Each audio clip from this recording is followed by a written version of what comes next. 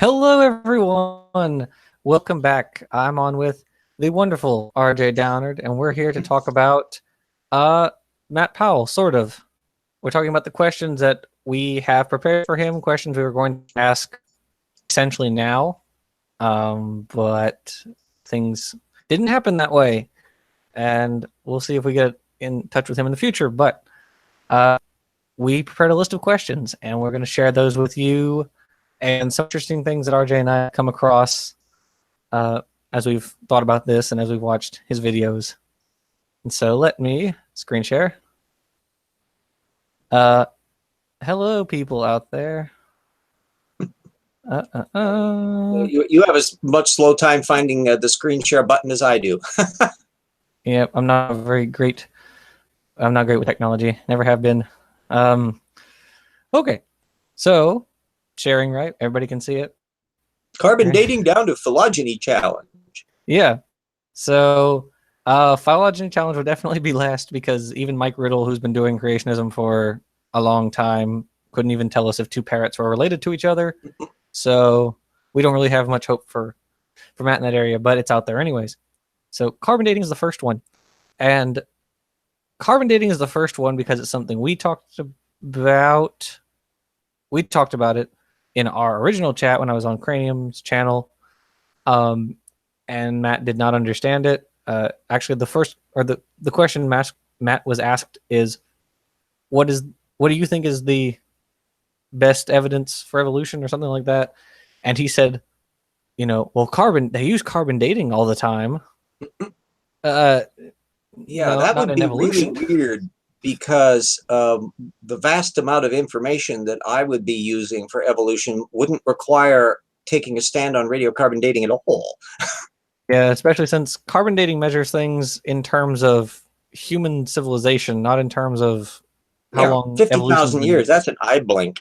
I mean, it can tell you a little bit about stuff, but it's relatively irrelevant. Now, what if he thought radiometric dating?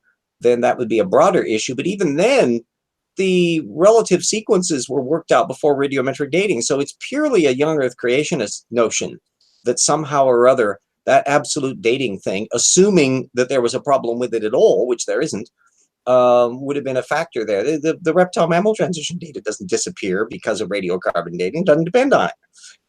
Yeah, right. I even told Matt during our chat that carbon dating has been useful in illuminating the history of his own Bible. Oh gosh, yes. Yeah, it pops up all the time because there, everything in really from the Davidic kingdom on down is well within the purview of radiometric dating and radiocarbon dating. And so they can go through and find the best they can as to date stuff. The problem, of course, is that it doesn't always help the standard biblical viewpoints. So they've had a terrible time trying to figure out when in hell the Exodus took place. When was the invasion of Canaan? How rapid was the assimilation in Canaan? None of it seems to square up with the accounts that are in Judges and all these other books. Right. Yeah. It's always interesting reading that kind of stuff. It's like, did the Exodus actually happen? Well, and when? Chronology, as usual, is an important factor there. If you're familiar with the basic ballpark of where the traditional date of the Exodus is versus where modern scholarship views it.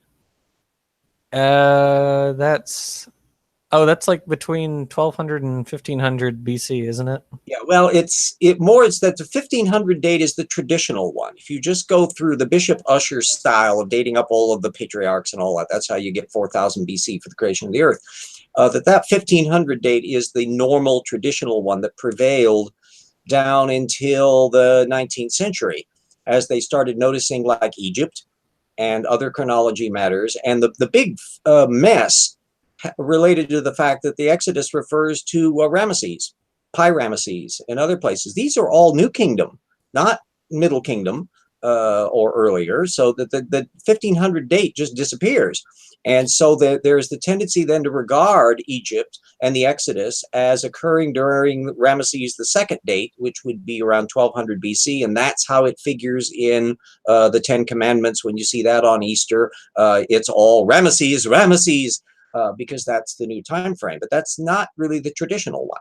And then you still have the problem that you can't find any indication that the Israelis were in Egypt at any time, let alone in the time frame of 1200. And then this connects up with Atlantis lore because of the Santorini eruption. And we know that's a big benchmark. The worst volcanic eruption in the last, what, 10,000 years or so, or one of the worst. It was catastrophic. It knocked the poor Minoans for a loop. And the idea that nobody would have noticed it is rather unlikely. So there's been this hunt and peck to try to find out what the impact was. And, the last I've heard on that is that apparently they found some rubble inside of another temple in Egypt that when they started piecing together, it was pieces of inscriptions and stuff that got demolished. And when they pieced all of these things together, it sounds like they're talking about a fairly eyewitness accounting of the impact of the Santorini eruption, which would be about 1650 BC. So that still doesn't help on the Exodus account. And there's a bunch of people that try to connect up the Santorini eruption with the Exodus. But the chronology is the problem, because, you know, you got it 150 years before the traditional date and 450 years before the modern one that plugs it down with Ramesses. So, oops. Yeah, there's a whole lot of problems. I mean, that even within the Bible, it says there were something like 600,000 like males, Jewish males, and a then lot of that's probably number inflation. This was not something that was unique to the Bible. And of course, you've got the things about people living 900 years and all of that. So there was always a certain amount of inflation. But the Babylonians did the same thing. They talk about kings that reigned for 20,000 years, and they just go hog wild on there. It's like I think the Mayans did that also, if I remember correctly. I think there was like a documentary where it talks about how the further people get from some king, the longer they seem to live. Well, and they discovered zero. Once you got zero, wow, boy, it's real easy to pad them, because remember the Babylonians were a base 6, I think, a hexadecimal system. So it's like 6, 36, and all that kind of variations. And that's also complicated how people have done for interpreting things. But whether or not some of the age inflation got in during the Babylonian captivity, that's not at all impossible. They borrowed an awful lot from the Babylonians on this, and the days of creation order, the biblical flood, and all of that. So it wouldn't surprise me that they got a bit more. If we had original sources to look at, we could pin a lot of this down there. That is in fact I kind of suspect Matt wouldn't have liked this discussion at this point. Well, he would have said, you know, Stephen Hawking says, as Clade Starfish pointed out in the comment section, that when Peter and company were trying to actually learned something from Matt on his own experience. They were asking him about, he said that he became a convert. He had been non-believer up until like 11. And they were trying to find out what was the big thing that changed his mind. And they couldn't get him to discuss that. He just kept racing off onto Stephen Hawking. Like, that's charming, but what about you? It's something that's like, there may not be much there with Matt. And we'd have to find that out from questioning. But you ought to be able to remember the things in your own life. I do, and the things that were pivotal bits as to why I believe what I do. And I don't have to go trawling back at something I read years later. I barely remember what I had for breakfast yesterday. What are you talking about? Well, I'm very historically minded. And anybody that knows me knows that I tend to view things as a historian does. So the moment I see something, or even if I'm visiting a place I've never been before, I want to know, has it always been like this?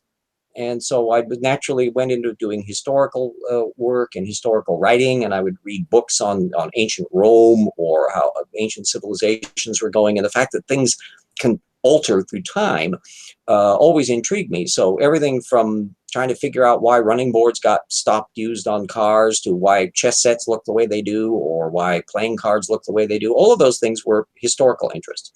And so I can't look at anything or listen to anything without wanting to plug it into a time frame. When I'm listening to a piece of classical music or watching a movie, I want to peg it as to when it was made, not merely the period it's about or something else. And not everybody thinks historically that way. It makes me annoying. But it's kind of the way I do it. And it reminds us that just because things are the way they are now, don't assume they've always been that way. And then you lose track of things. Well, it has a political ramification, because too many people don't realize that some of the political debates, issues about trade policy, about immigration policy, we've been around these race courses before. We've had an experience, and other cultures have had experience as to how these things work. And if you don't have a sense of history, you don't realize what the hell was going on. So you can't step in and go, oh, excuse me, we've tried that before. It didn't work. Yeah. Well, you know, if what is it? History wouldn't repeat itself if people actually read about history. But yeah, or mine, but I can't remember whether it was Santayana or somebody else. I've heard it attributed to a bunch of different people, as a lot of cute quotes are, but I've even heard it attributed to Mark Twain. But anyway, the one that I've heard is that history doesn't repeat itself, but it often rhymes. yeah, I've heard that one. Yeah. Well, in this case, Matt has a repeated history of denying that radiocarbon dating works as a dating method, even though a number of people have already explained to him how it works, and that it works. And I even tried to frame it, because when I first had my conversation with him, which was June 2nd, Savannah and I had just seen a movie. Fragments of Truth was the name of it, and they point out in the movie that you can use carbon dating to date these very early scraps of parchment to figure out what the time period is on them. And then, of course, you can cross-check that with the style of writing and pin down approximately when this this little bit was written. And so, of course, at the end of the video, they went from the texts have maintained the same basic storyline the whole time to, isn't it great how true it is? Like, that's, you didn't argue that, but okay. And in fact, that is again, this historical provenance matter is so relevant, because we start tailing back as to what the original documents were, and then trying to figure out how much variation there was on them. Typically, I'd say that as a rule of thumb, the versions of the Bible that have come down as the official canonical ones are probably fairly accurate repetition of what the original written texts were, because religious people tend to be really anal retentive about copying accurately. That's how the mistakes got copied. They would just copy it very, very carefully and copy in exactly the same the way it was the received text. So that doesn't bother me much at all on that. The problem is the moment you bump into those internal contradictions and those obvious copying errors, that's showing the hand of man here, and not otherwise. Another methods question that I would have wanted to have probed Matt on is what, if any, actual science work on radiometric dating, or specifically radiocarbon dating, does he bother to study? Or is his work exclusively done by copying what he reads or hears in anti-evolution creationist literature or videos? Well, don't you know, he reads loads of secular sources. Yeah, until somebody asked him for one, and then it turned out it was just a generic site. And here's one where I do the wrist slap with the measuring stick, is because it's not 1980 anymore. It's not even 2005. It's 2018. That Proceedings of the National Academy of Science and most of the major technical journals on almost all these fields, and especially in material, a lot of the radiometric dating material is open access. Some of the geological work and some of the paleontology papers still tend to be behind firewalls, but there's an awful lot of that, and cosmology stuff is often open access. Most biology is, because it's largely, there's such a market value for it that it's just worth the while of researchers in the field just to have everything out there open. So for all practical purposes, stuff becomes open access very quickly. And in the case of the Proceedings of the National Academy of Sciences, everything in that is open access after a year. So you've got immediate accessibility for a huge swath of primary source data. And so nothing whatsoever prevents anybody from checking out the primary material yourself, and which I encourage everybody to do. So fine, Andrew Snelling says such and so about radiocarbon dating. Go ahead, check him out. Is what he's saying accurate? No. And so the fact that he misrepresents source material, I don't have to guess he does, I see it by tracking down the original material. That radiometric diamond example is a terribly revealing case. I'm going to be mentioning it in case those who don't know, Jackson and I are doing a book on the answers books. And I'll be mentioning... Yes, answers books, plural. There are 4 of them. Yeah. Well, we're going to have a lot of fun with that little puppy. And it will be a good counterpart to Slam Dunk, because it'll be going into a lot of areas that I gave kind of short shrift to, because the whole issue of radiometric dating and young Earth creationist cosmology and stuff didn't bear directly on the reptile-mammal transition case. But boy, it does here. And from what I gathered from watching snippets of Matt, because I haven't seen everything he's done, but other people have, and I've watched some of the exchanges he's had with other people, I don't see the slightest indication that Matt ever bothers to read any primary sources and doesn't do a damn bit of fact checking. I would agree with that in its totality. Yeah. Especially in a few things that we'll see shortly. Yeah. The Carroll case, that was absolute. Oh yeah, that one was one I forgot about that one. Yeah, well, yeah, that was a particularly ingenious one, because first of all, he was quote mining Robert Carroll, the paleontologist, and not recent Robert Carroll either, a way old Robert Carroll. Yeah, really old. I mean, that's older than he is. And so here he is trawling an authority quote. Well, the problem is when you checked out the exact quote, you can easily discover that it comes from a quote mine. And in this version of the quote actually comes from Henry Morris. Well, the fun part is that, drum roll, Carroll's book is available online. It's sufficiently old that no one is terribly concerned about anybody buying a copy of it, that they're going to be screwing up their income stream for a book that was written back in the Reagan administration. So it was actually available, posted free online. So you could download the whole bloody thing. And then you could check to see that the version of the quote that is patently given as the quote in Henry Morris is false. That it's not in there at all. Yeah. And he's misrepresented, he's muddled a bunch of stuff and spliced them together and rearranged things and left out the relevant information. So the moment Matt cited that secondary version of that Carroll quote, he revealed a whole layer of his bad method. One, that he was relying on a secondary quote mine and never thought to check it.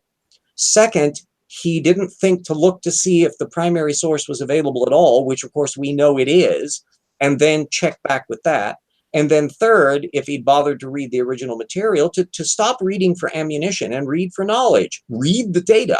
And if you want to tackle that, fine, but you got to account for all the data. Every scrap of data in that Carroll book is fair game to say, you need to explain it. And if you can't, don't drag in some little authority quote you've got secondhand from Henry Morris. Yeah, what makes it even worse is that in the Carroll book, which is on vertebrate paleontology, Carroll actually devotes an entire chapter to the link says there are no transitions between fish and tetrapods. Actually, there's an entire chapter which is dedicated to... And they knew quite a lot at the time. We now know even more.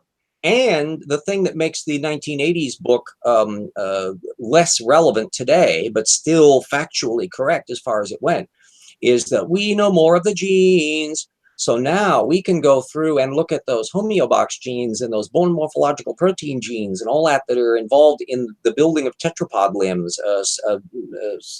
Neil Shubin and all that little bunch have done a spectacular amount of work since the 1990s on it. And so it doesn't matter what opinion Carroll did or did not have in the Reagan administration era. We have more recent data. And the fact that poor little 21st century mouse afflicted Matt can't manage to find any of that in 2018? Oh, no. Yeah, it's pretty ridiculous. And I guess on that note, we'll move over to our second little bit, which is share again, infinite regression. How does evolution work? What is a theory? Yeah, so when Peter and Robert talked to Matt. They asked him, what is peer review? And Matt's answer was, peer review is making sure that your ideas line up with the ideas of your fellow scientists, which is categorically No. not what peer review is. And Peter also gave me the idea yesterday. Ask Matt what a theory is, which I think would be a really good idea. Yeah. Because A I imagine scientific theory, as opposed to the common right, garden variety use of the word theory, which often is a synonym for hypothesis or speculation. right, yeah. And I tried to broach the subject with him in our talk, but it was we'd gone on for a little while, and so I think everybody was pretty much ready Yeah. to go at that point, and so we didn't really get to touch it. But we are interested to know, how does he think it works? What is a scientific theory? And then explain to him, Yeah. And here's what how would evidence he actually spot is. it, given the fact that, as far as we can tell, he never reads technical literature? So he doesn't bump into the venue directly. The two aspects that get lost in the shuffle on peer review are, one, in terms of the implied accusation that the reason why the creationist isn't getting published in the standard journals is because they are refusing to toe the line with the standard dogma. And there is a tiny grainlet of truth to that. In the same way that if you happen to be a flat earther, I guarantee you your pieces on geography ain't going to cut it in a journal of geography, because you aren't on the field. You're making a weird claim. So where peer review pops in is, okay, if you want to make your case, you need to offer very rigorous evidence for it. And the reason why creation science work, and intelligent design work for that matter, snags up at the peer review end, is because they don't really build a rigorous argument for their position. So it's not going to make it through that peer review process, where everyone is going to say, here's a point down there, and you need to actually offer evidence for this better than you do. And this applies in a lot of areas. There are certainly pieces where you get controversial matters in the sciences, and whether or not particular asteroid impacts hit and what kind of effect it had at a particular point, or whether or not a particular animal needs to be classified as this group or that group based upon what features or which kind of mutation is involved, if any, in particular diseases. You can get some areas that get to be heated discussions as different camps bang back and forth on it. But you'll notice they still end up getting published through peer review. And so it's not that everybody has to agree, but are you making a solid contribution to the discussion so that everybody can now thrash it over? And then eventually things start settling in, and you find new people coming along watching the ping pong match, and deciding based on new data which view, or maybe it was both of the views were right, but they were getting it partly wrong. That's often Well, happened to be the case in science. we actually were looking at that ping pong match with regard to pinnipeds in the Mm-hmm. book, Yeah, on whether they're more closely related to mustelids, which are your weasels and those guys, your otters, things like that, yeah. or are Or bears. seals, or Yeah. yeah, they're more closely related to And bears. And I so, think, if memory serves me, on the reason why there's such a problem is because we are used to seeing bears as great big critters. But go back far enough, and bears are kind of small things. And so to tell how close you are, you'd have the same difficulty with trying to look at the phenacodonts, which are the bunch that lead into artiodactyls and horses and hyraxes that go off into what the hell? Can't think of the little critter on there. And yeah, yeah, you're right. Your ungulates and those guys. yeah, they all look remarkably alike, in the same way that early archosaurs and the groups from which dinosaurs are emerging. Bipedalism is popping up a lot, in the same way bipedalism is showing up in a lot of the hominids. And these are actually interesting and revealing patterns that we're seeing, that you've got kind of an adaptive landscape where a lot of the similar forms are popping up, probably because selection pressures are favoring it. And then one group manages to get the combination just right, and it gets a leg up on its competition, and that's the one that ends up having a larger set of progeny on there. So the fact that you've got a lot of these small bipedal archosaurs running around is kind of revealing. You don't find that among mammals. The mammals are now stuck in quadruped mode, and bipedality is really unusual to develop, and it happens just very, very rarely and isn't terribly popular. I mean, today, other than kangaroos and us, that's pretty much it on the bipedal field. So Verocephacus. yeah, it's not a lot of fondness for that sort of thing, The and it's due, I'm sure, to a lot of dynamic variables. But in the Lagasuchids, the rabbit crocs that were around at the time, that just before the dinosaurs are showing up, and all those little dinosaur formes, they all look pretty much alike. They don't look like little baby triceratops. They look like little baby coelophysids, or the little. If you've seen the second Jurassic Park movie, the little pack hunters that attack the guy out in the wilderness. The Compsognathus. Yeah, and they look pretty much like that. They're a little teeter-totter balanced on their hind legs with a long balancing tail and pretty good grasping arms and a relatively long neck. The researchers were actually surprised to find what was it? There was a fairly large species of early ornithodire, which was quadrupedal, and they were like, "Wow, this is kind of weird." Surprising, because it looked like quadrupedality wasn't really showing up in the dinosaurs until a bit later on. And were largely the idea that the animals were getting bigger, and so they now no longer had a need to walk on bipeds, because an awful lot of the critters that are eventual quadrupeds their ancestors were bipedal, so they just got bigger. The Plateosaurus, they still have a big discussion about how much of a facultative biped they were. Hadrosaurs are ones that by that time you're in the Cretaceous, are bipedal, but they make use of their front limbs all the time. And by the time you get to ceratopsids, you still see that kind of splayed leg quality about them, from the fact that they have relatively short front limbs as opposed to the back limbs, and that's in some respects due to the long lineage here. But to find a little quadrupedal critter showing up. And then the other little fascinating issue that pops up is, to what extent were the theropods and early dinosaurs omnivores? Where did herbivorousness develop? It looks like, especially with this new systematic that wants to keep the Saurischians separate from into two groups, where there is the sauropod bunch and then the theropod bunch, that if that holds up and the theropods are actually more closely related to ornithischians, then you got an interesting little problem, because a fascinating biochemical thing that's telling us about what's going on in their metabolism, because the sauropods are all, as far as I can tell, exclusively herbivorous, and the ornithischians are exclusively herbivorous. But the theropods seem to be, at least most of the time, carnivorous, until you get way down the road in the therizinosaurs, that are these weird little critters that apparently went back to herbivory. So with that's their gigantic claws. yeah, like kind of like a dinosaur version of a sloth. And the intriguing issue is that ultimately there's genetics that are involved in that, and paleogenomics in principle can start ferreting backwards to look at what needed to be in a common ancestor in order to accommodate why, and then also that they would have to look at the dynamics of it to see why is herbivory not popping up a little more frequently, assuming, of course, that that's the case. And then the other fascinating issue from my end is, why are there apparently no fully aquatic dinosaurs?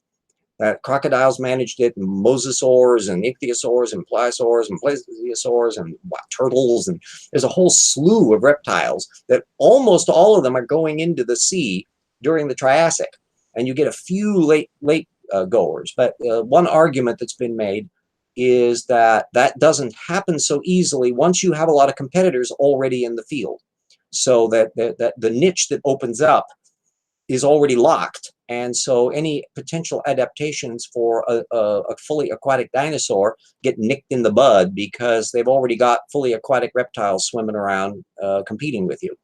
And it's probably no coincidence that the ancestors of the whales made the transition, because all the big marine reptiles had gone extinct after the dinosaur period. You still had sharks knocking around, but all of their air-breathing competitors and ones that might occasionally flop up onto the land for breeding pretty much had disappeared. So you had an open niche market in there. Paleogeography is fun. I definitely agree. That's why I devoted a whole video to it. Yeah, it is neat stuff.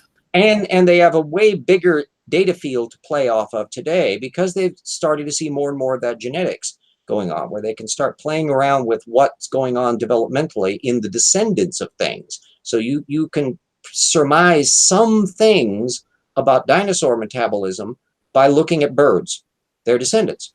And in fact, we're able to do that. They're able to switch off some of the switches and generate the dinosaur snout that predated the bird beak and the developmental things. And it kind of was a surprise because some of the genes that they were switching off, one of at least was not one that had been previously implicated in bird beaks.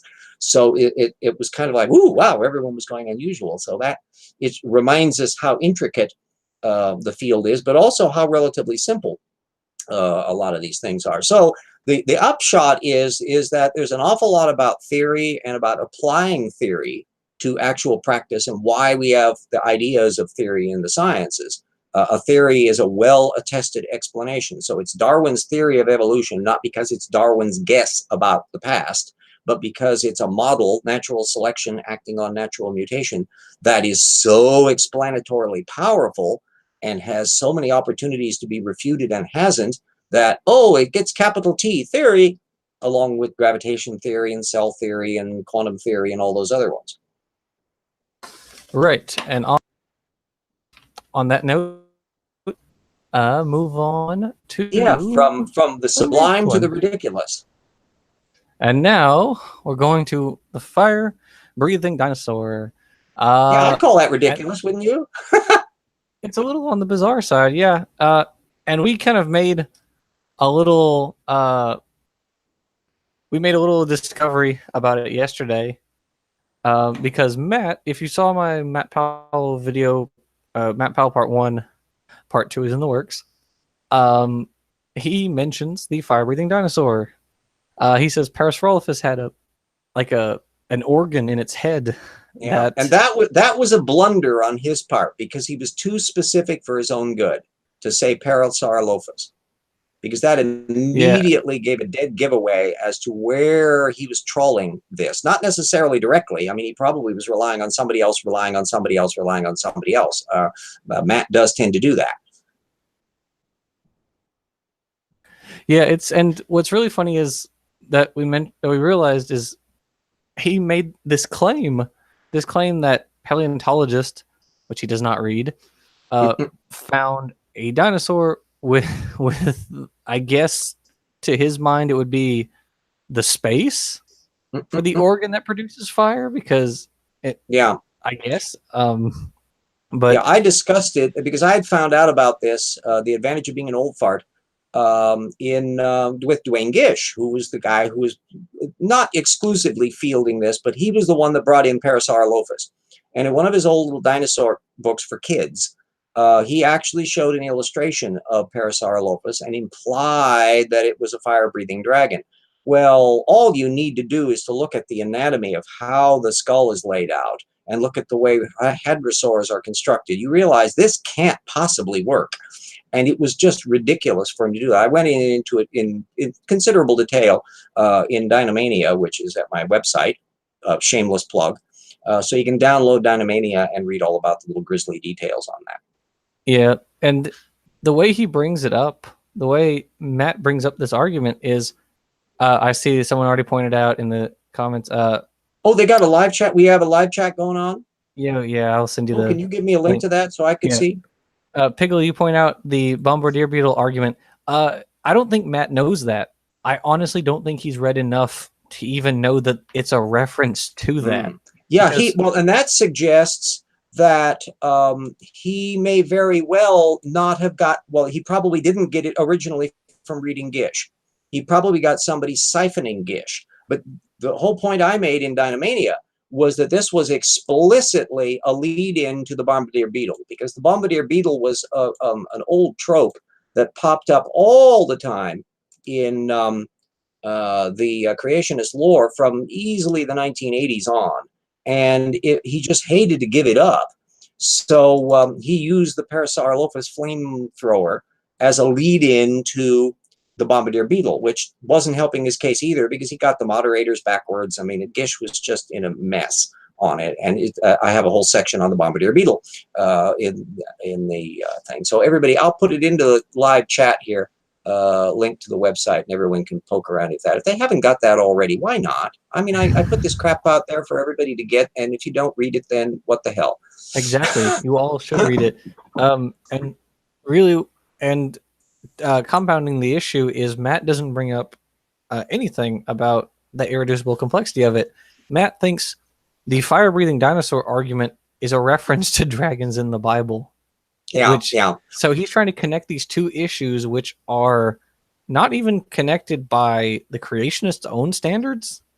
Well, it flows over into Ken Hamism. Ham, in one of his little dinosaur books, actually had St. George slaying a baryonyx as a dragon. And so their argument is, in that particularly Answers in Genesis lore, that various dinosaurs were the dragons of lore. And that's a fun argument to make. But if you're going to drag in the fire-breathing part, you need to argue who says dragons breathed fire. That actually, that's kind of a side issue. Dragon lore pops up in not that many cultures. And then what happens is ethnographers come along. In that wonderful little piece that Trey the Explainer did on Leviathan, which I heartily recommended. It's a really informative piece, and you'll be able to find, if you do research on the names and people he brings up in that, you'll find a lot of side material on it. But that there's a thing with this Tiamat multi-hydra-like ocean monster thing that is the root of the Leviathan story. And some of that stuff naturally got folded into dragon lore. The Chinese have particular versions of dragons, probably because they were a culture that was old enough and was in the right area geologically to where there were people that saw dinosaur bones weathering out. Long neck sauropods and others, they could very easily translate that into, oh, this is where somebody destroyed a dragon a long time ago. So there is that element. And Adrienne Meyer has written quite a few books on this subject, and I heartily recommend, if you haven't read her books, do it, because they are very, very useful about the role that paleontology played in various lore, to where people would see physical things. Even in one case, I just downloaded a paper recently on trilobites, and that the degree to which some magic stones were actually fossilized trilobites that people had seen a long, long centuries ago and didn't understand what the hell they were. That's interesting. I hadn't heard about that. Oh yeah, yeah. It's an ongoing thing. And Meyer, she's on Facebook, and Mayor, I think her last name is. It's in my bibliography. You can look at that. That's another one that you want to download as a PDF, but don't, for heaven's sakes, try printing the damn thing. It's 2,500 pages long. It's got a few sources in it. Yeah, it's got a few. Oh, and so, growing, by the way. And growing, yes, by hundreds every week. The goal of TIP, just as a shameless plug, is that I'm trying to do something no one's ever done before, which is to get a grip not only on the core elements of how anti-evolutionists have done, but also on the relevant technical information ongoing as real time. So instead of it being a matter of, oh my, here we are, finding some creationist saying some twaddle, and you have to go hunting up why it's twaddle, why can't we know the data well enough that we can see the twaddle coming? And so when they actually start twaddling, then bingo, we kind of jump out of there. Anyway, I'll put my website up there in the live chat, and you can find all of this material. Dinomania is in the old TIP, and it's on flood geology and Kent Hovind, and where the various biblical tales came from, and the dinosaurs, because I had been really amazed at how little dinosaurs got discussed in anti-evolution literature when I was first starting on TIP. And for a while there, I was thinking, gee, I'm not going to be able to use all my dinosaur information because I really love dinosaurs. I mean, they still don't really come up all that much, even in the AIG books. Yeah, and there it's in part, but dedicated. The only time it comes up is because it has to. That young Earth creationists can't avoid dinosaurs because they got to be on Noah's Ark. and kids love dinosaurs. So it's no coincidence that there are quite a lot of books aimed at kids written by creationists, including Duane Gish, where he constructs these arguments to try to account for dinosaurs and interpolate them into the lore. Now, over in intelligent design, old Earth creationism land, they could care less. They don't bother about them at all because they don't care about map of time. Except they for don't deal with birds. systematics at all. So they have zero interest in them, even though theoretically an intelligent designer should be presuming that dinosaurs were just as designed as hominids or us. Oh, you got a bunch of comments over there. Yes, Draxonominy. Yeah, I mean, Drax. the only Uh, the only time it seems the ID proponents are interested in dinosaurs is with regard to the alleged bird transition. yeah. Oh, yeah. And even there, it's relatively superficial. Right. That it's only coming up as a way to flick it aside. But the idea that these animals were running for 150 million years, dominating the landscape, and why did they come along? What did in the tag team of design, the designer who really loved dinosaurs said, "You move over, you damn therapsid lovers from the Permian. Now it's my turn. I'm going to make dinosaurs for the next 150 million years." Boy, that's Pretty a weird much. thing. But it was yeah, you'll designed by find that. committee. Just to comment on the side comments in there, you'll find that cryptozoology lore bumps into creationism because of those dinosaurs, because there's a really big Dave Wotzel. desire to have living dinosaurs, because the Ark only landed on Ararat 4,500 years ago, and so all the animals were on the Ark, right? So they should still be around, right? And even though even Answers in Genesis's Ark encounter has 54%, I think, of all the kinds on the Ark going extinct, boy, bad thing. Nonetheless, there's a little subculture, and you find some of the postings at AIG play around with this thing, and as you move downstream into Kent Hovind land and Carl Baugh and all that bunch, it becomes pathological. Creation Ministries, which is the offshoot of Answers in Genesis, Creation Ministries International, they still have lots of stuff on that cryptozoology matter. So they want to see living dinosaurs traipsing around Africa and basking sharks that get caught being misidentified as plesiosaurs and all of that. And because they have an incentive and a desire, because if you got a living stegosaur traipsing around in Cambodia in 1200 AD, at the time that the silver industry was kicking in Czechoslovakia, and you've got popes and stuff, then wow, that's an amazing thing. But it ain't true. Yeah, I mean, if you also, for anyone who doesn't know, I did an interview with a creationist cryptozoologist named Dave Wotzel a while back. That was like February of this year, if I remember correctly. So go check that out if you want to go. If you want to see cryptozoologist, he did actually believe he saw pterosaurs in North Carolina and stuff like that. Oh yeah, you get a little bit of that, and every once in a while, there was a thing. I had the blurbs on it. I think it came around 2012 or so. There was a little online hoax of supposedly some Civil War soldiers who had shot down a pterosaur, and they were holding up the carcass of it. I mean, it was a Photoshop thing. And they were just really gullible on that one, which of course will bring us a little shortly to the Ica stones. We're going to talk about the Ica stones later. Yeah, that'll be, if you haven't cried yet, you will, because I did. Yeah, that one makes it even more amusing. But we got to get to the shrinking sun. Yes, next is, I'll let RJ introduce this one because it's the one he really wants to ask Matt. So let's flip it on over. Yeah, because the moment the sun, here's the tale he told, Matt told, that if the sun were as big as the Earth, because it burns up all this hydrogen every second, 4,000 tons, that if it were billions of years old, it would be like bigger. And so that it would in fact be so big, if it were billions of years old, with all that extra mass attached to it, that it would be as big as the Earth's orbit and would be frying the Earth. That's the argument. Well, I went, whoa, I've heard that one before, and I haven't heard it very often other than from one and only source, and that's Kent Hovind.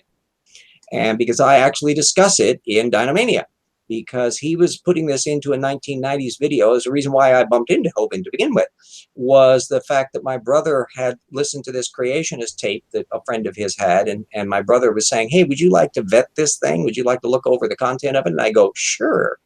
And that's how I found out about this argument. And it's an amazingly bad one. because it involves a really superficial, obvious mistake. And that is, okay, you got 4,000 tons of hydrogen every second being used up, okay. And of course, it doesn't mean the sun is losing 4,000 tons of mass every second, because most of the mass turns into helium. You only lose about 5% mass that actually converts into energy and makes the sun really bright and shiny.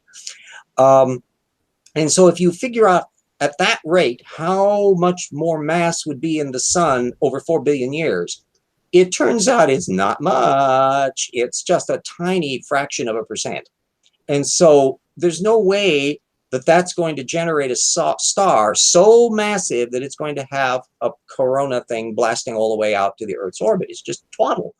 And Kent could never have done that simple calculation at the time. And I can tell you that because I talked to him. Because I wrote off to him at the time when I'd seen this and was quizzing him on a bunch of stuff, including this example. And he actually had a telephone call with me. He called me on his dime.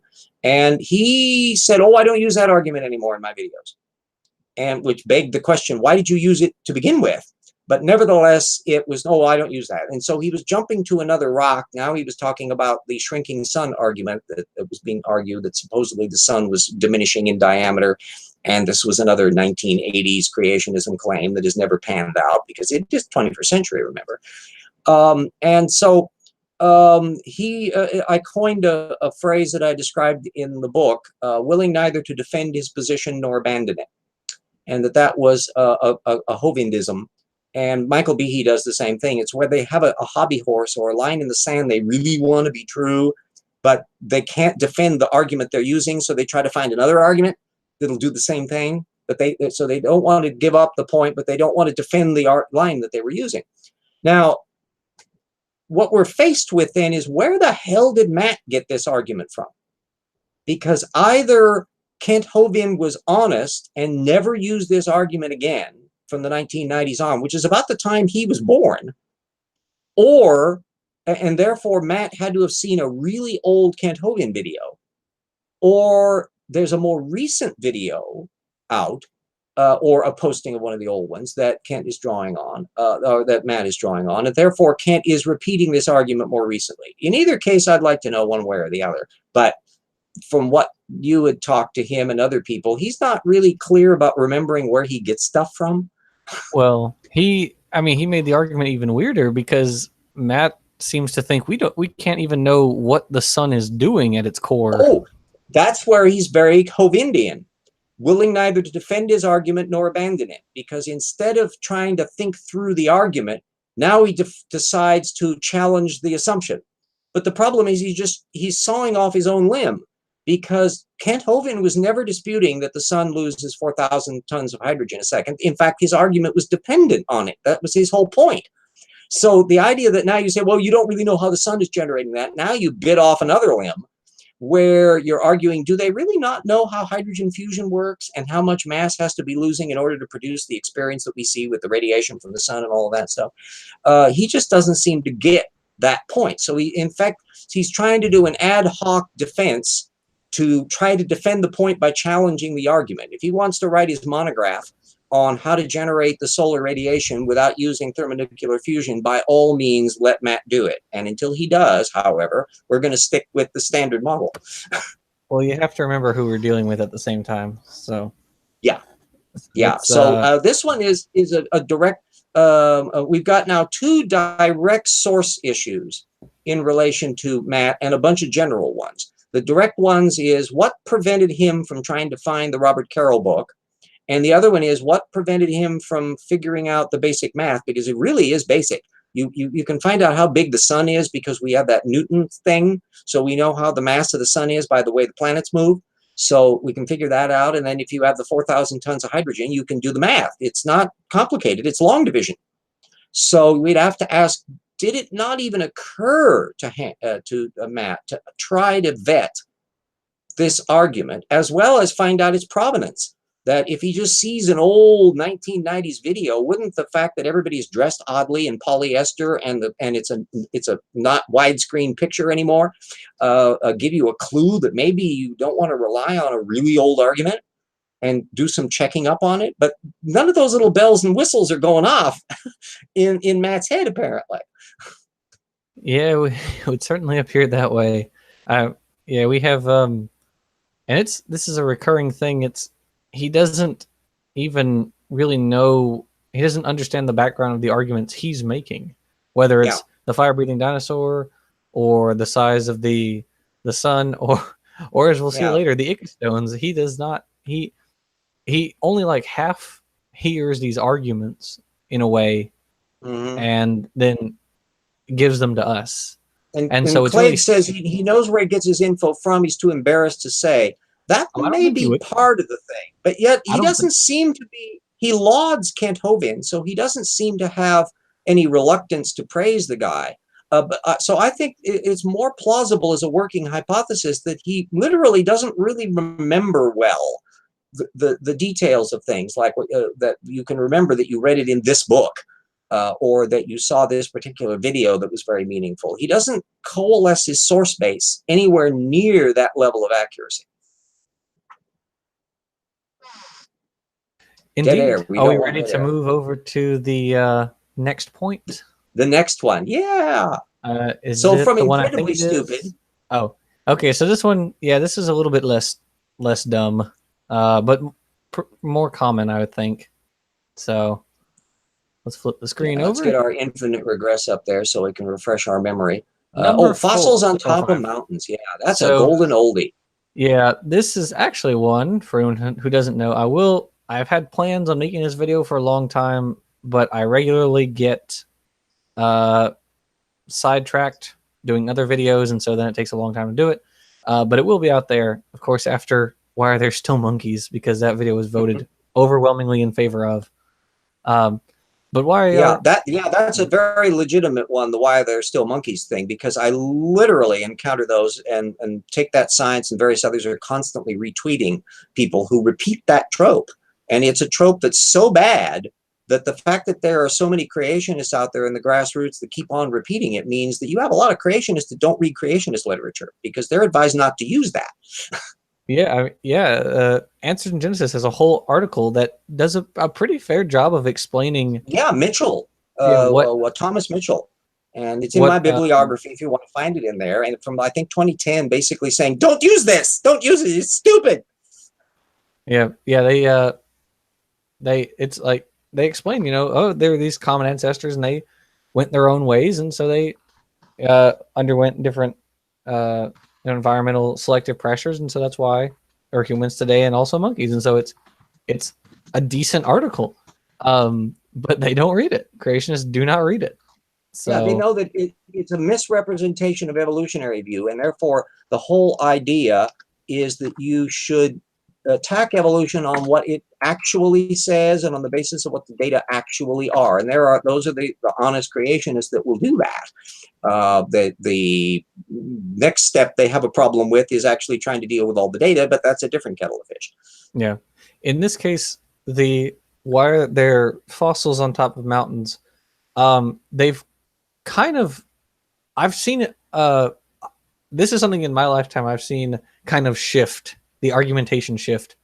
It seems in older things, and a lot of people still say this, is that the waters were so high during the flood that these organisms, and we'll come back to why these organisms are so special momentarily, is that the water was so high, these organisms, these aquatic organisms, ended way up there. Okay.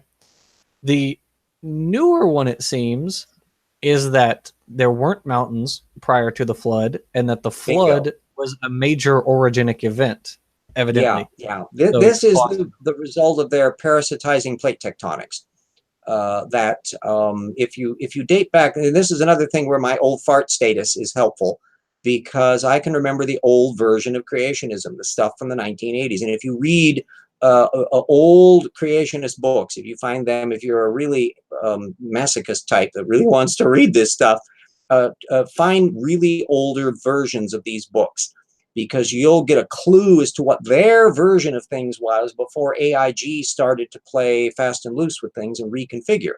Because they were envisaging the Earth as it is now, and the water comes in and drowns everything. And like you say, plops down seashells on the top of a mountain, not saying why they get embedded in the rock. And then all of that, the water recedes and the ark lands on Mount Ararat. Well, the problems start arising as they realize the amount of water involved to get above Mount Everest. Okay, well, there maybe wasn't a Mount Everest, so that's pushed up afterwards, and they've got to lower the mountain ranges, so Mount Ararat's actually the top one, and they start playing fudgy to try to get the parameters in play. And then you had the discussions of cloud canopies versus ice canopies, and then of course the more recent thing, the fountains of the deep, where you have water squirting up out of things like giant geysers, and then somehow or other that disappears. So maybe ocean levels were different. So they're opening a bunch of can of worms all at the same time. But the main thing is that they really can't deny plate tectonics, because we can measure it. We don't have to guess that land masses move. We can measure them. And anybody who lives in California bumps into that constantly. So they have reached the stage where they're trying to absorb the work they didn't do, which relates to the Pangaea supercontinent, and then before that, the Rodinia supercontinent, and breakups of things. That there's a certain amount of confusion going on, but the AIG version that's at the Creation Museum suggests that the pre-flood world is the Rodinia supercontinent. Keep your jaw pulled up on this one. And then there is this period after the flood where the continents race around real fast, and that forms Pangaea, and then really fast keep up, settling down into the continental distribution that we know today. And this is all happening like over a period of like 100 years or so, maybe less. The continents grew legs and started running. Yeah, bingo. Those sprinting land masses. And so now you have the thing where the shell is in the mountain because it's laid down in a slosh, forms into rock, and that is then pushed up lickety-split in this thing. The same thing as Andrew Snelling, who's enough of a geologist, he knows there's interbedded airborne volcanic ash all through the geological record. And that got him into trouble for a while because he was willing to argue that there was more than one flood. And that doesn't cut the mustard for creationists. They have to have only one flood, and then the rainbow comes along, and then it's all settled. So there's still a debate about then the Grand Canyon is turned into a two-stage process. So in the piece of the land that forms the canyon is laid in the giant flood, and then somehow or other, in ways that Snelling and Steve Austin and others never get around to explaining, turns into rock really fast. And then a hypothetical holding bay of water upstream that were like a leftover puddle then breaches through and actually carves the canyon itself in the now really quickly solidified rock to form the canyon that we physically see. Needless to say, there's a lot of problems with that argument. And so the mountain range stuff of why seashells end up on things, you're quite right, is that functionally, Matt is beating a horse that already has left the stables, that is not even dead, is that the creationists functionally are admitting that the reason why there's a seashell at the top of a mountain range is because there was a mountain building event that pushed it up there. The only difference is that the creationist has this preposterously rapid time frame for it that's completely untenable in terms of a bunch of stuff. One of the things that's a measurement about stuff at the top of mountains, there was a wonderful lecture by a local geologist that was given to our secular group last year. And he illustrated how there are crystals that are found in the rocks at the tops of mountain ranges that physically cannot occur unless they form at extreme depths way below the surface and take a long time to do and terrible temperatures and pressures.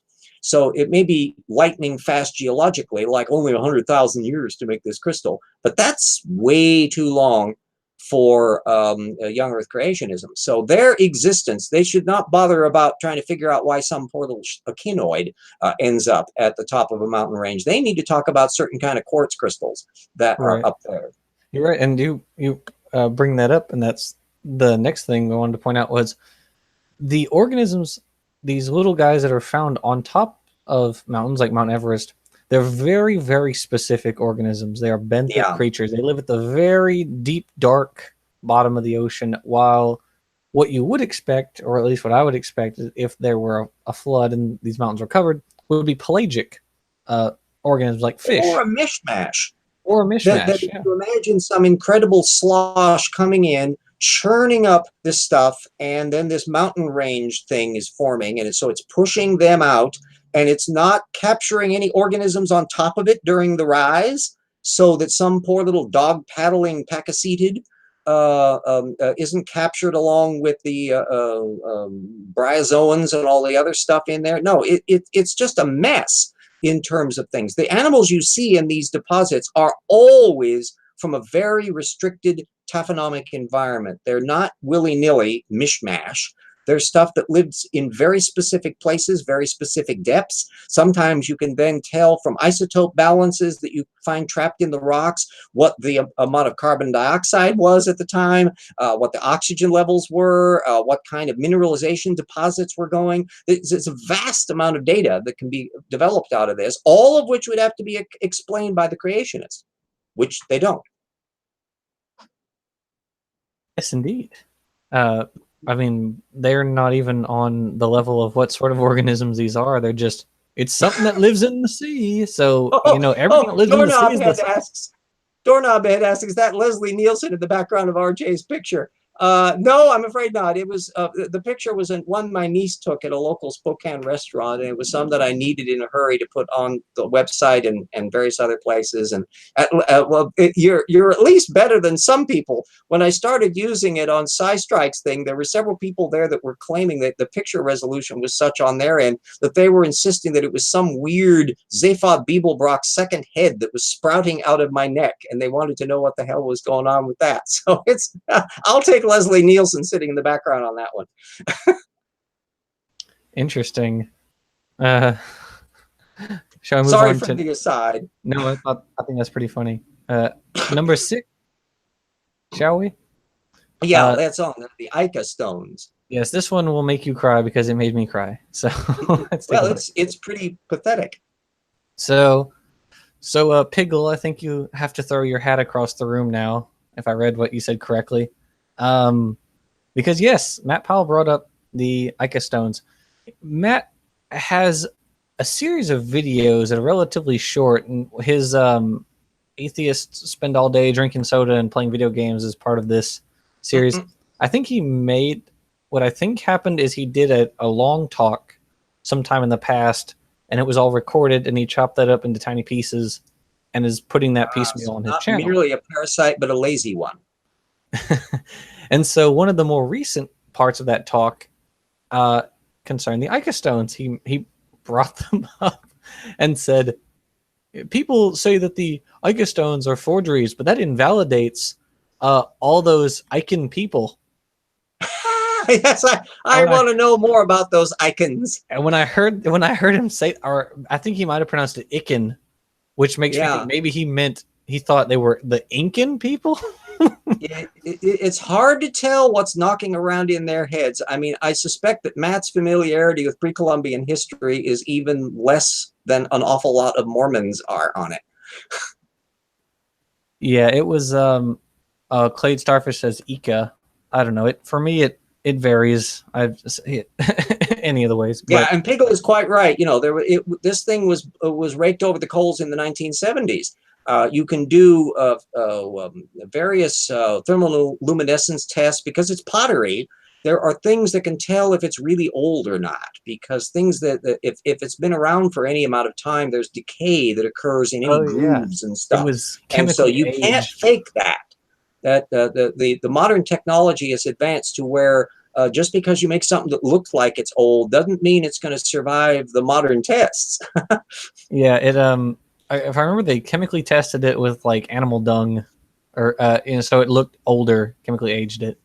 And and there's a cottage industry of people that keep producing new ones. So you've moved beyond the Ica stones, which were kind of like stones covered with images of pterodactyls and long-necked sauropods and stuff. Oddly, no spaceships or anything like that. I mean, there's no landing UFOs. It's all just critters. That's right. And nothing else. You don't find some scampering therapsid bopping into the field, because I don't think they knew much about that. So it's all kind of of the stuff that you would get from a kid's dinosaur book from the 1960s era. That was perfectly intelligible. But yet then you have another bunch that make little sculptures. So you've got a whole museum full of little clay sauropods and clay stegosaurs and things that are also, as far as anybody can tell, recently made, that the believers in them, which almost exclusively are in that wacky Kent Hovind, Karl Baugh brand of grassroots creationism that will just swallow everything but the truth. And you don't find the gang higher up the echelon at Institute for Creation Research or the button-down ones at Answers in Genesis dealing with it much. You find a few postings on it. They're not banning comments on it, but nonetheless, they're much more circumspect. So you can see a pecking order going on, and anybody that brings up things like the Ica stones, as Matt did, instantly is labeling him as a bottom feeder.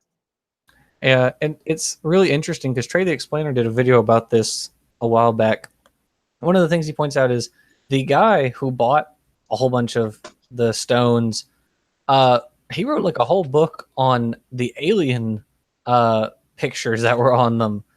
And it's not just it's not just dinosaurs. Yeah, that's where it normally connects up with, and it's because this is the Eric von Däniken side of things, and you find that popping up again through Zachariah Sitchin, and there's a small amount in Dinomania. This is why download Dinomania. I went into a lot of this crap, and so it's annoying having to allude to it and not have people aware of it, because there was a 1980s The Mysterious Origins of Man special that was on CBS. It was notorious at the time. Your jaw dropped, and it was a collection of creationists and flood groupies and ancient astronaut believers. Childress, who still shows up as a talking head every once in a while on that stupid ancient astronaut stuff that pops up on the History Channel. And they want to have this super advanced technology in the past. Graham Hancock is a more recent rendition of that. So you have a series of subculture groups that connect up to ancient astronauts and super advanced ancient civilizations, and then spiritual higher dimension beings, and dragon lore and giant lore and mutant Peruvian skulls and crystal skulls. You have a whole mishmash of things that lead off into a lot of different areas, including cryptozoology, where bits and pieces of this stuff will filter into the creationist lore and then get picked up by credulous chaps such as Matt. Yes, indeed. Yeah, it's really telling how they cherry pick the stones to among the creationists, but also when you look at the drawings of the dinosaurs, they look like a 1960 dinosaur would be drawn. Bingo. With that's the other tails dragging on the ground. We now ground. know that so many of those were wrong. They were. I had my old dinosaur kit. If you still see them in little dinosaur models, but they come from the Yale mural that was done in the 1930s, and it showed up as a common illustration, and it has T-Rex and Allosauruses walking on their hind legs like Godzilla, and with a tail dragging on the ground. And that was the mode back in that time. We now know, nope, they were teeter-totter balancers. And so all of the depictions that we are now used to and you see in Jurassic Park, that wasn't the case in old 1960s books that I was dealing with. So the Ica stone person is riffing off of material that they don't know is inaccurate, rather than these being really depictions of actual dinosaurs, in the same way that poor old Joseph Smith was riffing off of the version of Christianity that was in the King James Bible, not realizing or thinking it through that you would have expected the Mormon missionaries coming from the Jewish settlements in pre-Columbian times not to know about the King James version of the Bible. Yeah, overall, it's really silly that he's even using these, because as RJ has pointed out, most creationists don't. No, they're very leery of all that cryptozoology stuff. In fact, Answers in Genesis even has an article that I believe is in the books It's one of the later things we'll look at is why are there no human and dinosaur fossils together? Something like that. They actually tweeted it out just a few days ago, which is very telling, I think, because that they're not using, things like the Delk print and the other Yeah. and the Paluxy tracks, things like that. Oh yeah, well then the Paluxy River, that's another one that is a diagnostic, that there are certain things that the very fact that they're bringing them up is a clue to where they're stealing it from. And they obviously don't know that there's a problem with it. The Paluxy River tracks, and you still find lots of grassroots creationists tossing that out because it's still presented as fact by Carl Baugh, by Kent Hovind, by a lot of these grassroots videos and the various church networks, that stuff, they're still accepted in that frame. Little creationism museums around the country typically are going to be that brand of young earth creationism, so they'll accept all that. Meanwhile, when John Morris, son of Henry Morris, who had been pushing a bit of the Paluxy tracks in the 1970s, was finally dragged, not quite kicking and screaming, but taken to the Paluxy sites, and he looked them over because he has geology training. He's still a young earth creationist. But anyway, he could see, no, these are not human footprints. These are theropod tracks. And so he backpedaled and wrote pieces at ICR where they say, no, this is not human footprints and that you shouldn't use that as evidence. Well, you still find people, Chuck Misler, there was the creationist over there in Coeur d'Alene, he would still trot out the old John Morris stuff where he was supporting the tracks and apparently unaware of the later John Morris that said, nope, I was wrong. And another example of why creationists don't read their own material. Yeah, well, and it's the tip Troubles in Paradise method issue that scholarship is a game their brains just can't play. It's not merely that they're bad at it. They just don't think that way. They see something they want to be true, and the idea that they should put a question mark next to it and research it first. No, the brain doesn't do that. They just go like a limpet, and away they go. Well, it's really interesting. In the new article that they're pushing, is AIG is pushing as to why there are no human dinosaur fossils. Their argument is kind of an apologia as why we don't find it. They're like, oh, well, the majority of fossils are aquatic creatures, so and only a very tiny percentage of them are actually terrestrial vertebrates. Yeah, so the odds are, so now they're suddenly using a taphonomic approach, selectively. Really Heavy Holler as a comment in there. There's no man-made artifacts made from dinosaur bones, hides and horns neither. Yeah, exactly. That human beings were really good at using this stuff. We can identify stuff that's directly made from mastodons. In fact, they can look at Neanderthal sites and literally tell how far away. It's the biogeography details are so much that they can tell from how the trading networks of our hominid ancestors as to where they're getting the obsidian from that they're using in blades. And therefore, since it's found here, they had to have got it from like 500 miles away. So are they have a trading network or are they physically bringing it? All of that stuff exists. Not a single example of some damn dinosaur bone, which supposedly were all alive at the same time. Yeah, that same sort of work is going into why I think Native American tribes in the American Southwest had turquoise, why there are obsidian arrowheads in Louisiana, Native American tribes, things like that. Yeah.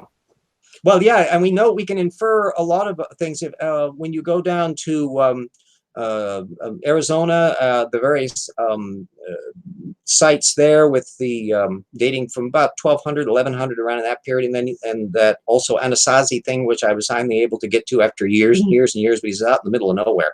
So you really got to plan for it because you got to stay 50 miles away and then drive into it.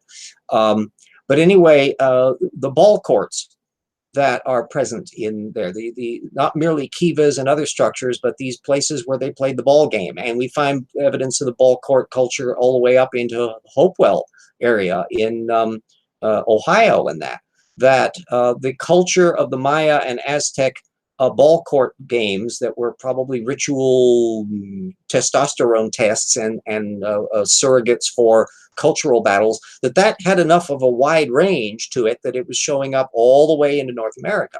And all of that pops up. And then, of course, you still have to explain, why don't they know about Noah's Ark there? And why are they dressing the way they are? And why do their genes suggest that they came over tens of thousands of years from Asia, not from off of Noah's Ark. And so all of that stuff is just a mess. All the entire Americas and Oceania and Asia and Australasians are just things that you don't even find creationists trying to accommodate that data field, because it's way worse than trying to go after the Eurasian market. That's bad enough. And the African data that's available for haplotypes, boy, throw in the rest of those and oh, wow, you got a problem in River City. Indeed. So short version is, for everyone, there's no evidence of human and non-avian dinosaur interaction.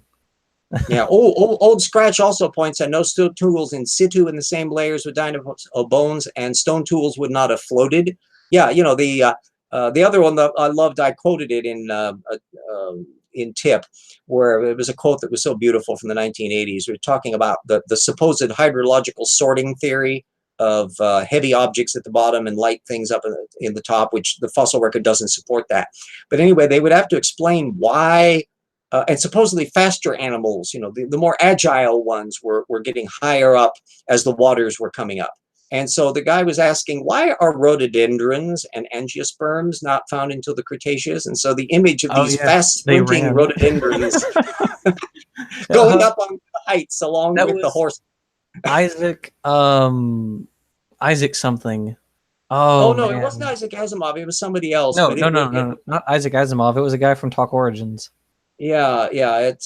Anyway, the quote I had was from the 1980s, and it's such a juicy one. There are a couple quotes like that that are just so magnificent. The other one that I had that I really loved, that was I could never write it better, was on Eric von Daniken, and the argument that the Nazca lines in South America are actually the landing sites for the spaceships from the gods.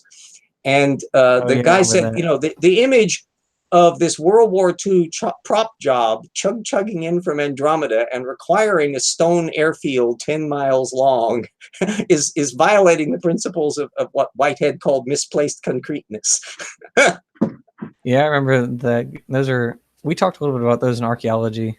If I remember correctly, they never expected like anyone else to see these things from the top, except the gods, who would, you know what they were. But and they were able to figure them out, how to make them on the ground by a variety of means. And this is not the only culture to have done that.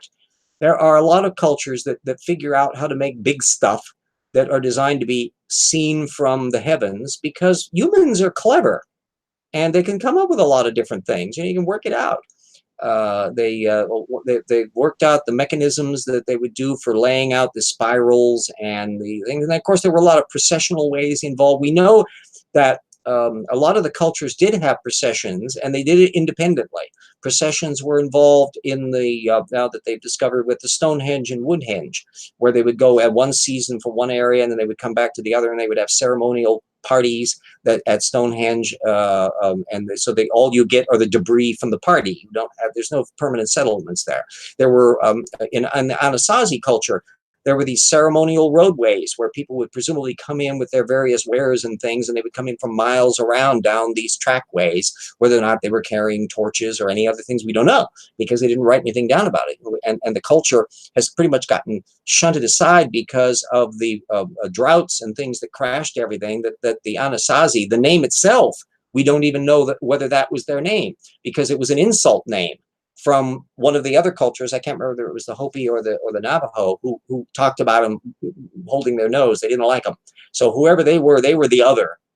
And that name is stuck, but we don't even know what they called themselves. So here was a culture that went on for centuries, that obviously had interconnected networks that just fell apart at some stage under circumstances that we know very little about, because we don't have a hell of a lot of the archaeology available, and they don't have any written language. Right. You ready to move on to the final? Yeah, the Phylogeny challenge, which Kent Hovind can't manage, so we can be reasonably confident that Matt ain't going to pull off. Yep. The Phylogeny challenge. So for anyone who doesn't know, and I think pretty much everyone should know, it's basically Arn Ra produced it in 2011 with a video of the same name, where he threw down the gauntlet saying, okay, creationists, if, what are two groups of organisms that normal scientists think are closely related that you can show aren't, in fact, closely related. And I've seen many, many, many creationists fail to answer the phylogeny challenge. Kent Hovind himself failed spectacularly And to I answer the know phylogeny why. challenge. Maybe because there's no such thing as Barramin, or Yeah, Barramins. they No, have nothing to draw on. That the baraminologists, who are the creational typologist types, and they're forced to do this because remember they got a book, Noah's Ark. So they, as I pointed out in other contexts, there are two bottlenecks in creationist systematics, and both involve the created kinds. The first one is, what is the fossil record show? What are the things that died during the flood?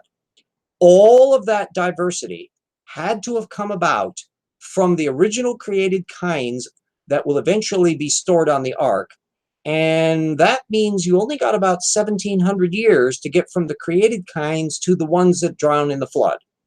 Then those original created kinds are again put on the ark, and post-flood, and if you start figuring out when people are bumping into critters in the real world and writing down what they look like, for all practical purposes, you only have about 1,700 years again to be able to generate all of those currently known species within that time frame. And that's a double whammy bottleneck that no creationist can deal with. They've got to drop evidence from one direction or another. Either they deal with very narrow groups that effectively repeat standard systematics. So the horse sequence turns out to be a monobaramin, family levels of sunflowers and things like that all turn out to match up with what evolutionists had told you all along. Yeah, jump in there. Even higher than that, because you can get creationists pretty much agreeing that a Barramin is virtually any taxonomic clade south of Kingdom, if not. Well, yeah, there's this is, to be fair, that problem is more when you go down into the grassroots and secondary ones. You don't find quite that much of squalor in the baraminologists themselves. They pretty much are at the family level, except for us, where we can't be, unless Australopithecus sediba gets into the mix. Oops. We got that part. I mean, heck, not just Australopithecus, but the chimps, gorillas, orangutans, they're all hominidae. Bingo. And so if you run at the family level, us and Bonzo the chimp are all in the same Barramin, and that's not allowed. So they've got to use one standard for us and then a generally squishy standard for everything else. But then when you get down to the farther away from baraminology stuff, your Ken Hams and to some extent Purdom and Monty White and all that, they're Buddy just Davis. tossing around systematic categories willy-nilly. So they'll have dinosaurs as a kind, they'll have birds as a kind, and then other creationists say, no, actually there's 196 kinds of birds in our systematics, and that's pretty much the number it looks like they used at the creation ark encounter. But even then, when you look at their analyses, you find out they've left out all the fossils. So how do they come up with this little number? And it's kind of hard to pin them down on it. It's an amusing operation. So given the fact that for a creationist, they don't have a lot of material to draw on. They're drawing on a limited field that flushes most of the data down the drain. They can't pick detailed stuff. And this is the difficulty with why the Wood-Kavanaugh study on horse barramin, a monobaramin, is so revealing, because that gives you a temporal stick to work with. If you can go from little itty bitty Horacotherium all the way up through multiple toed horse ancestors and into single toed equus with derived teeth, all within a monobaramin and all within 1,700 years or less, then how do you keep Horacotherium, which brings in the hippo or the tapirs into the field, and how can you keep that from connecting up to the phenacodonts and then bringing in all the artiodactyls, and pretty soon you've got giraffes and everything else knocking around in there, and it gets bigger and bigger and bigger using that little measuring stick. And the answer is they don't think about it. So they have to draw the line and stop measuring at some point. Otherwise, they're going to turn out that everything is one gigantic monobaramin, which is what natural branching common descent evolution says. All life on Earth is related by natural branching common descent. So the term that would apply in creationist systematics is everything is one gigantic monobaromen. Yeah, I did a video a little while back on dinosaurs in the Ark, which interestingly became one of my more popular videos for some reason. But in that one, we looked at an article by Buddy Davis, who is their paleo artist, which means he draws pictures of dinosaurs. Doesn't actually mean he knows anything about dinosaurs. But Yeah. according to him, Diplodocus and Brachiosaurus, who are members of two separate like super orders of dinosaurs, are related to each other. Yeah, they're definitely not placed in the same family in standard systematics. And you don't need to be a rocket scientist or a highly trained paleontologist to spot the differences when you look at their skeletons. That even when I was starting to get interested in dinosaurs with a vengeance back in the 1980s, you look at that when I looked at David Norman's old dinosaur encyclopedia, which still is very good, even though it's now dated because it's 1980s. There's been a lot of new material since then. You have to bear that in mind. But overall, the illustrations are meticulously accurate. The details, they have tons of skeletal drawings to show what they look like. And you can see the very different structure of the very long front limbs of a brachiosaur, the different kind of skulls. That's one of the reasons why Brontosaurus looked the way it did in the illustrations, because somebody stuck a Camarasaurus skull, which is a cousin to Brachiosaur, and has a much different shape of skull than the more horse-like versions that you find in Diplodocids and Apatosaurus and all of that. And they're very distinct groups. That way. Now, as you go farther back in time and you're starting to see ancestral bunches, the skull shapes become much more generic. And it'd be nice if we had more fossil data to be able to track all the ins and outs of all the sauropods. And in future, theoretically, paleogenomics will start figuring out how to generate these things from retroengineering bird skulls, even though it's off a bit, but there's probably no limit to how much you could work out on things, because you know what the thing produced as an end product. A genetic system must have done it. The more you discover how developmental processes work, the more you can retroengineer those processes. So if I live long enough, which I won't, but by the 23rd century, I would say that they'll be able to figure out why brachiosaurs look different from diplodocids. I mean, yeah, and even as we we find more and more stuff, and that adds that can only add to the picture. You can't ever take away from the picture. Yeah. I mean, fairly recently, there was a discovery of a Chinese dicrasaurid, Ling Wulong, which pushes back the sauropod big radiation event back into the early Jurassic. Yeah, and they hung on in a variety of areas. The fascinating thing about them is they were like refugia.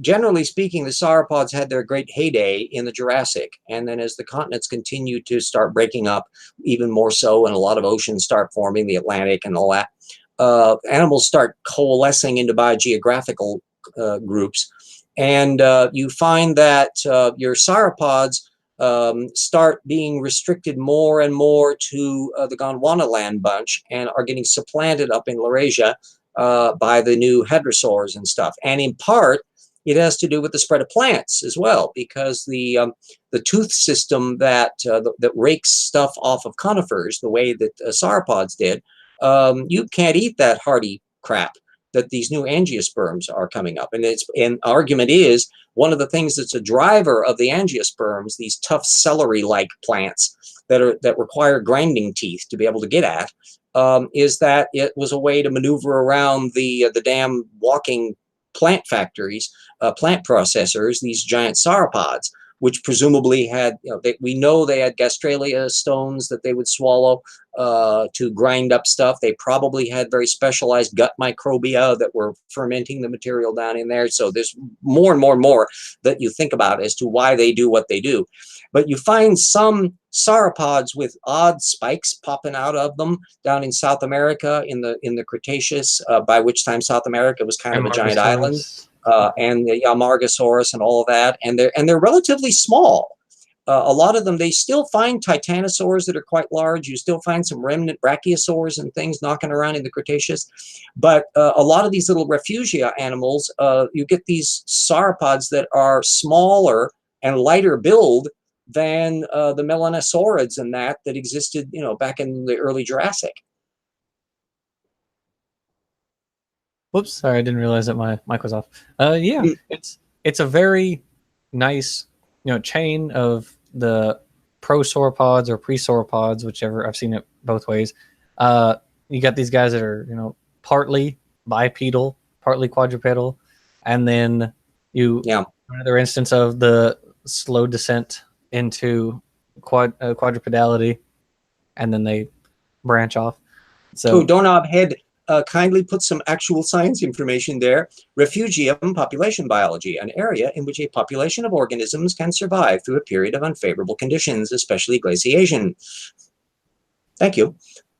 Thank you. But yeah, it would be interesting to see his reaction, or to see Matt's reaction to the phylogeny challenge, and to see what we could get him to agree to being related to each other. Well, one thing I'd want to know from him is what, if any, animals is he actually interested in, and are any of them extinct? Dogs. I don't. As you may have noticed, I don't have to be dragged kicking and screaming to be interested in dinosaurs. Oh no! Even if all the creationists went away, I would still be fascinated with that subject, and so I have a more than casual interest in all of its very many aspects. And so you wonder whether or not the guy has any interest in anything. And it's particularly weird because if he believes that all of these things are part of God's creation, shouldn't you have a wonderment and an interest in them as a deference to God's handiwork? So you would want to know about these things. Well, that would make sense, RJ, if people thought about it. If there was, I know. Sense and creationist, it's quite another little matter on there. Now, it's ironic that the creationist at least has a snippet of that baraminology work to play off of, because they're forced into that systematics because of the double bottleneck. But move over to old Earth creationism and intelligent design, and they don't do it at all. As I pointed out in Slam Dunk, it's just a non-subject. So there is no intelligent design systematics. They never even bother to think about, okay, we accept speciation here. How much variation in the past could be done by speciation events? Yeah, it just doesn't cross their mind. Yeah. Well, I mean, I think most things don't cross their mind in discussions. BJ says, good question, James. I got interested in hyenas and ended up learning about myocytes. Exactly the thing. Yeah. And especially when you start thinking about the origins of things. You have living animals today, and you start thinking, gee, have they been around? How long have they been around? I was surprised to discover in working on the new book in the human evolution section from Answers in Genesis, I was trying to pin down a bunch of taxa that was on Monty White's chart where he never bothered with chronology. And I was putting everything in chronological order. And on the orangutans, I discovered a new paper that I wasn't aware of that suggests that the current species of orangutans, and there are two main ones, only split off about 300,000 years ago. That makes them about the same contemporaries when our species was branching off in Africa about 300,000 years ago. Yeah, but I think Matt would be the kind to agree to things being related instead of Mike, who just couldn't pin him down on literally anything. I mean, I don't even remember. I think he said mammoths were related to modern elephants, but I think that was literally it. As far as he could go, even parrots were related to each other, not well, and then for somebody who, I loved your questioning him about dinosaurs, Matt Riddle, to where there was just deer in the headlight, lack of curiosity about things. And this has been over years.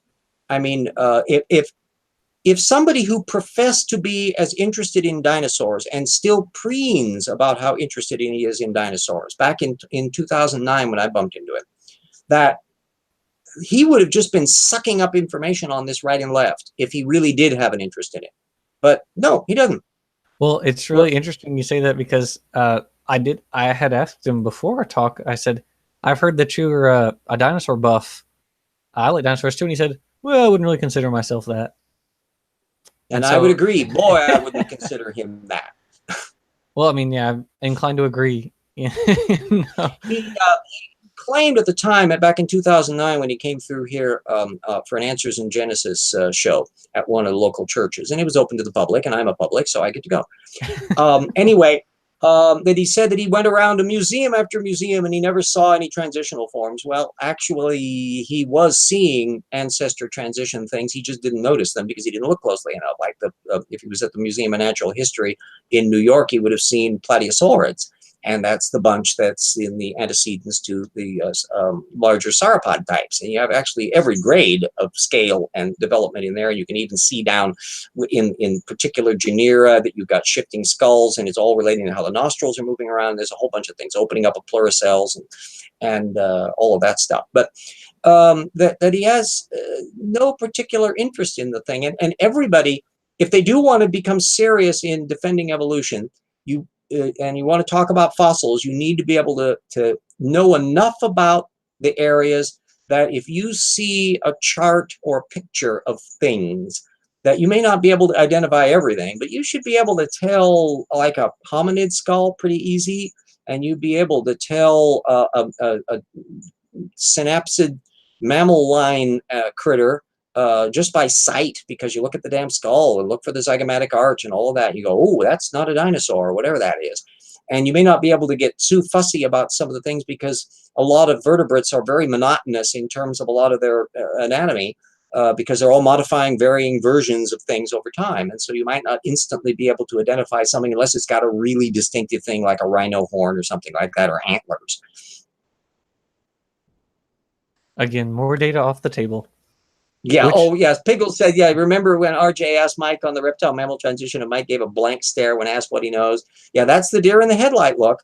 When you're asking, going back to the Tortugan bit, that if you ask somebody a question that forces them to think about the thing that they don't think about because it's hitting their mind shell, it's something they don't allow to be true, you're going to get a deer in the headlight moment. You're going to get a thing where the brain's gears are running, and when they finally talk, it won't be an answer to the question you just asked. yeah, especially, well, RJ, you know, we were just making bluffs the whole time. So Oh, yes, just bluffs, just nothing I but think it's, bluffs. I think someone needs to explain to Mike what a bluff actually is and how calling someone's bluff works, because Yeah, you in poker, calling someone's bluff does not work if you have bet too much, and they're the sort that actually usually only works off of a straight flush. yeah, yeah, it was very funny. I'm calling your bluff. Actually, we do know how the mechanism that transformed the synapsid jaw. I'm calling your bluff. Yeah, We're oh explaining yeah, it to you. and the fact that it's literally adaptive, and we can track a lot of the gene components of it, and there's been dynamic studies on it, and this was funny because it was Michael Denton skating into this area. He's an agnostic intelligent design guy, and he didn't argue with any of the data. He conceded all of the data, gliding over it at 90 miles an hour, and instead he tried to argue that, well, you evolutionists have to fail because you can't come up with an adaptive Darwinian scenario to explain that jaw shift. And the problem is they had already done that, and he never bothered to check it out. And he literally stumbled over information that would have led him to that had he followed up the trick. And it was not a complicated trail to follow either. Yeah, but that would require actually doing the research, and as Yeah. we will show over and over and over with the answers books, they have no interest to Yeah. follow the data anywhere. Oh, and everybody can find my discussion of Denton's mistakes in Evolution Slam Dunk. Shameless book plug. You can find a link to it at my website. Yep. So there you go, folks. If we do end up having a talk with Matt, which might seem miraculous at this point, then these are some of the questions we'll ask him. But yeah, I thought it was important to get these things out of the way because you're about to be headed back into full class crush. So your time is going to be more complicated. It looks like Matt Powell has a schedule that makes it awfully difficult for him to be where he offers to be. And so he's constantly dropping out. This is the second time he bugged out when he said, well, okay, I was okay for Saturday, and then boom, he's gone again. So it might be very difficult to get an arrangement with him at any time. Theoretically, if he's available at an Evolution Hour time, I could have him on board my show, and we could have a little chit chat there. I don't bite except intellectually. Yep. So there you have it, folks. Those are the questions and things we'd like to ask him about. So, any final remarks, RJ? Oh, just that source methods is the killer ass thing. Everybody should follow it. It's a way of shredding people who believe things that's crap, and it's a way of buttressing your own care and argument, that you make sure that you are grounding your argument in the solid primary source data. You don't rely on secondary sources. You're always knowing the lay of the land as much as possible. So when you do interact with wooists, you're proceeding from knowledge and strength and confidence, not just saying, well, you believe in talking snakes or something like that. Right. Yep. So I think that's all for today, folks, and we'll see you again. And if Matt does contact me, I'll keep you in the loop. So Yep. Don't hold breath on that. Thanks for watching, everybody, and we'll see you next time. I hope everybody enjoyed the talk. Bye. Thank you.